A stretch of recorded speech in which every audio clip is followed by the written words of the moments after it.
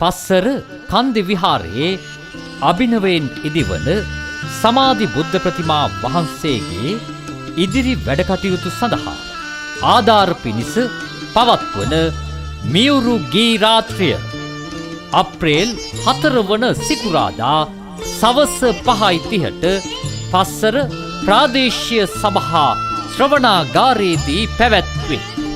ප්‍රවීණ ගායන ශිල්පී විශාරද එඩ්වඩ් ජයකොඩි, ප්‍රවීණ ගායන ශිල්පිනී විශාරද චරිතා ප්‍රියදර්ශනී පීරිස්, ප්‍රවීණ ගායන ශිල්පී අසංක ප්‍රියමන්ත පීරිස් මියුරු ගී රාත්‍රියේ ගී ගයන්නට එක්වෙයි.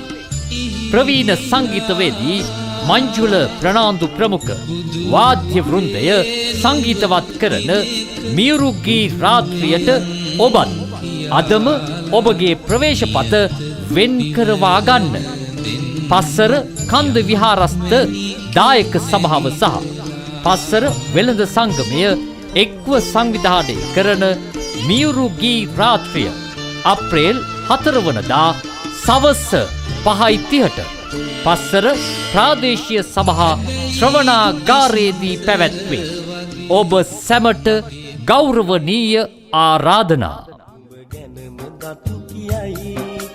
කණ්ඩන සිත නිවන මල් පැණි නැතිව බැරි හැඩයි මගේ දරු පැටව් අහසට දැට දිගු කරන්නේ අම්මා එයි කියා ගමටම හඬ තලයි වැරෙන් සින්න වෙන ඉඩම මට ගොඩ ගන්න බෑ ඉතින් යන්න නුඹ ගියා උගසට දරුසෙනේ අරන්